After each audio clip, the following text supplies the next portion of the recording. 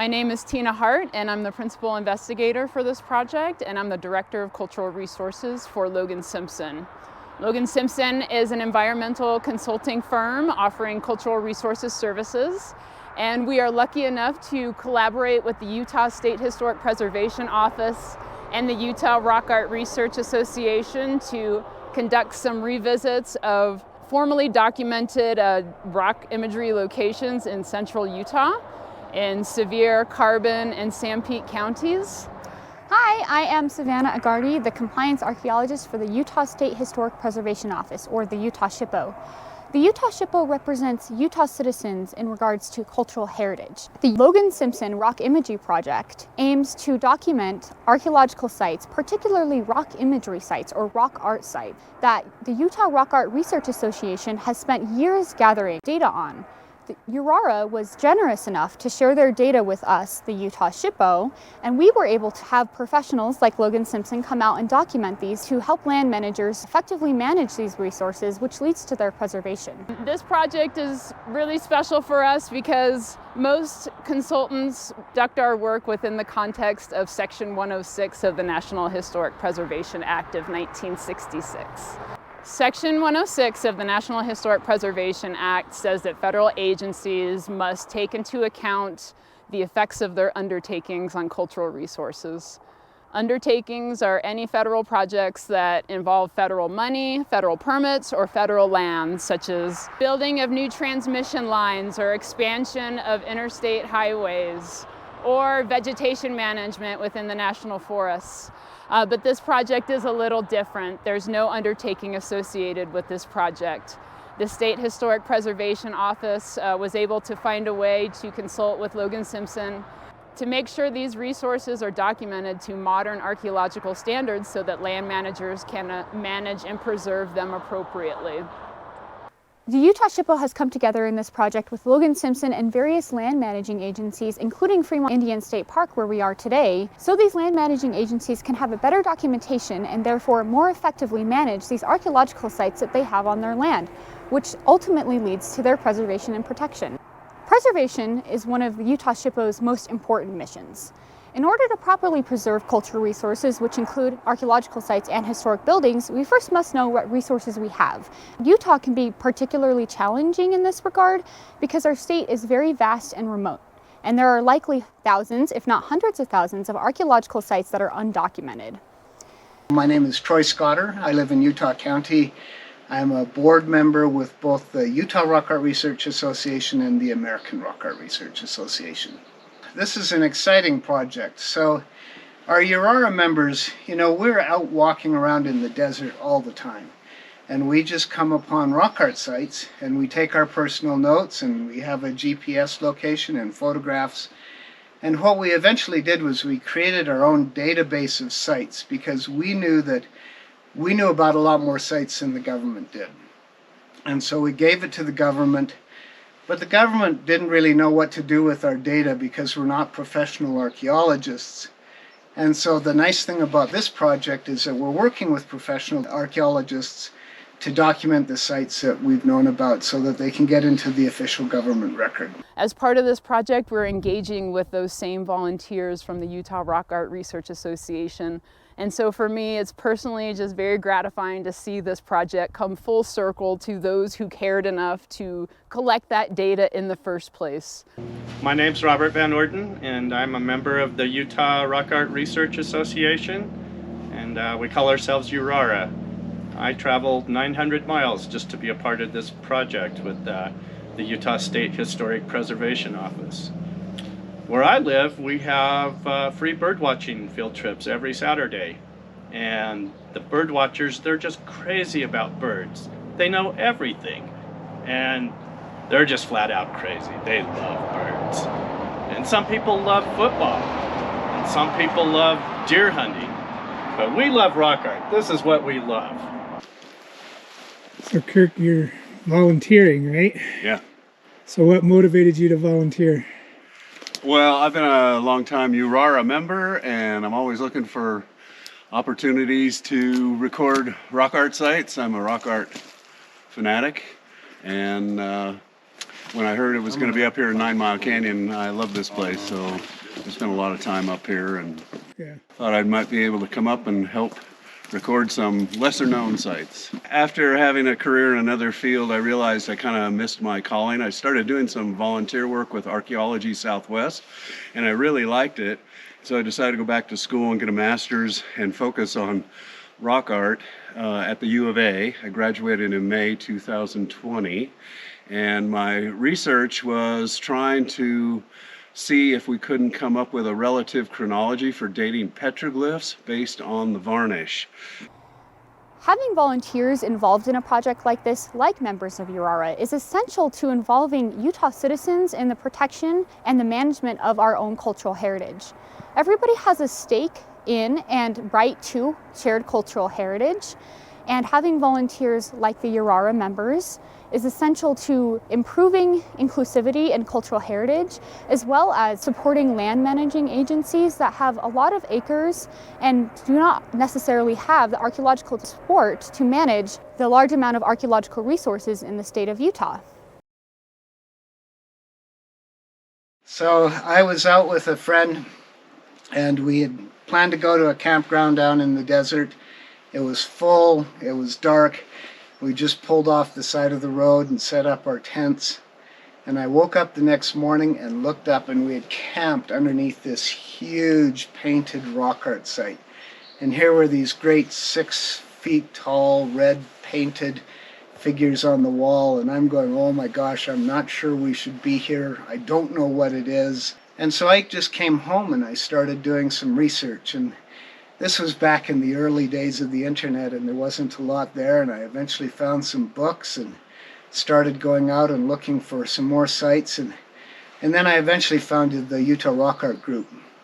It made all the difference for me because, you know, they were doing monthly field trips, and the very first one I went on was to a site that I'd learned about, but I didn't know how to get there, and they took me to that site, and they taught me about the site. I remember the very first site I went to was a famous site in Utah. It's actually been in National Geographic. It's called the Rochester Creek site. And I wanted to know what it meant. And so we went down there with the group and I said, okay, what does it mean? And they all laughed at me and they said, it's a great question. We don't have any idea, but you know, we want to learn more. It's important that we be mindful and respectful when we visit these sites in relation to what they mean and their interpretation. As archaeologists, we can make some basic assumptions about the site. For example, what figures there are, and potentially typing the site to a specific time period, such as the Fremont period, as the rock imagery panel is behind me. However, assigning meaning to this rock imagery can be disrespectful of affiliated Native American tribes.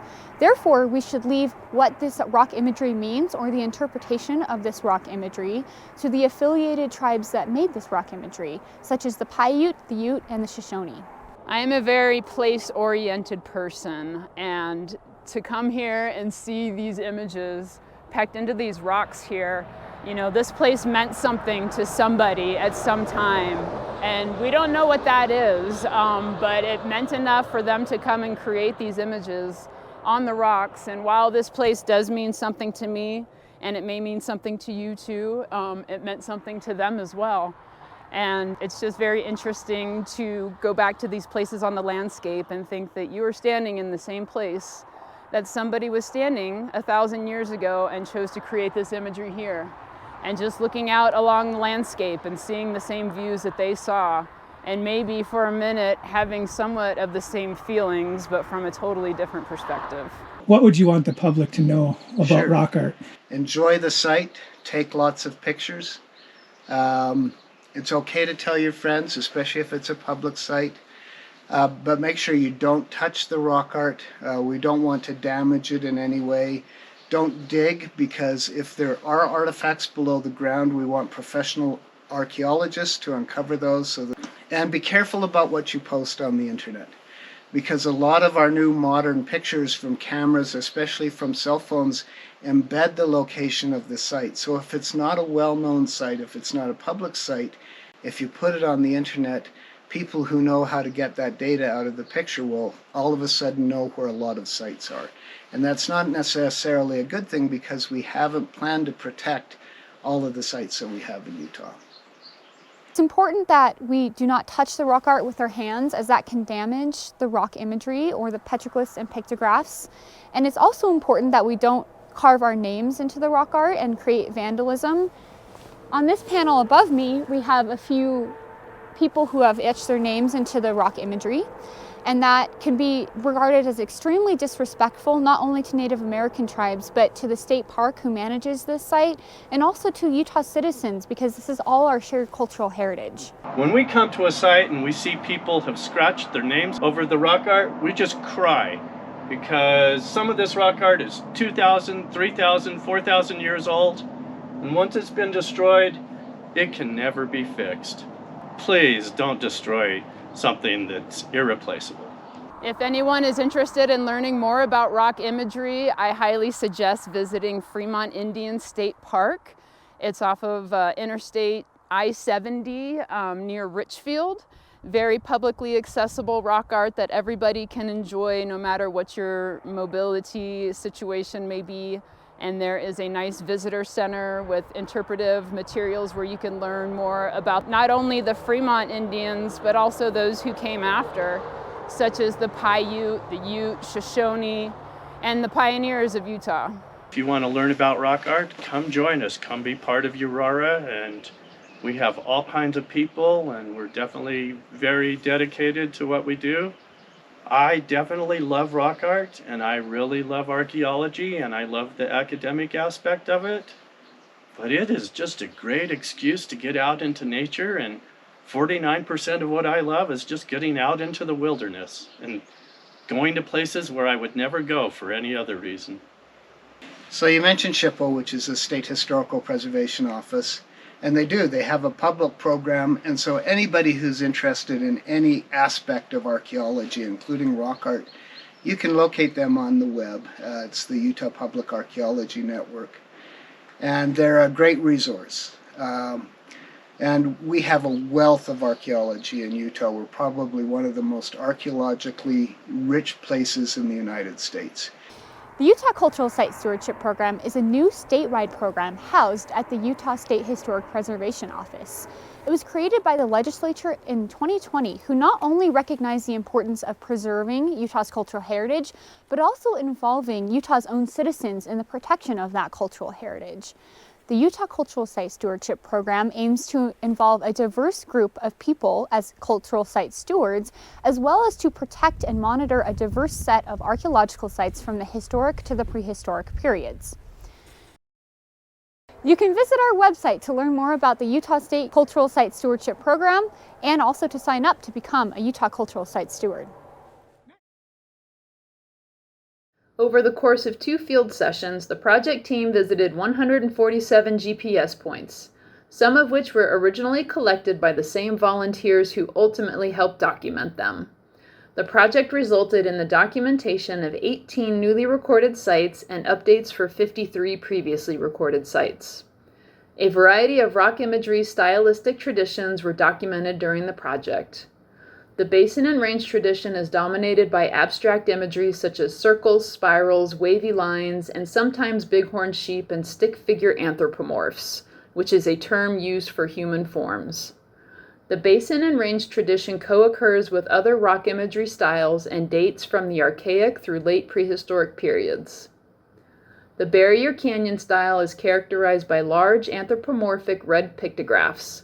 This style was identified at 2 sites in the project area, one of which contains a large anthropomorphic torso and another which contains a complex scene that measures only 9 inches across and 4 inches tall. This style predates Fremont and is stylistically distinct from other archaic rock imagery traditions. Glen Canyon Style 5 is characterized by large rectangular-bodied sheep, oftentimes with interior decoration. This style was observed at several sites and usually alongside other stylistic traditions. This style is interpreted as an Archaic period tradition. Fremont traditions dominated the imagery and include the Sevier and Northern San Rafael styles. Fremont imagery is known for its trapezoidal anthropomorphs. Anthropomorphs in the Sevier style are generally smaller and less decorated than in other Fremont traditions. The severe style also incorporates more abstract motifs, such as those common in the basin and range tradition. The Northern San Rafael style includes more zoomorphs, or animal forms, than neighboring Fremont traditions, with game animals almost always accompanying the anthropomorphs. Ute-style imagery was identified at several sites. Subject matter includes horses with or without riders, bison or buffalo, guns, and automobiles. Paiute imagery within Fremont Indian State Park depicts railroads and buildings. As a result of this project, Logan, Simpson, and URARA added 18 newly recorded sites to the official record, and these important places can now be preserved by land managers. This project has been an amazing collaboration between Logan Simpson, the Utah State Historic Preservation Office, URARA, and all the land managers have provided a lot of support and encouragement for this project, including the United States Forest Service, the Bureau of Land Management, and the Utah School Institutional Trust Lands Administration, as well as Fremont Indian State Park. And we want to give thanks to our collaborators on this.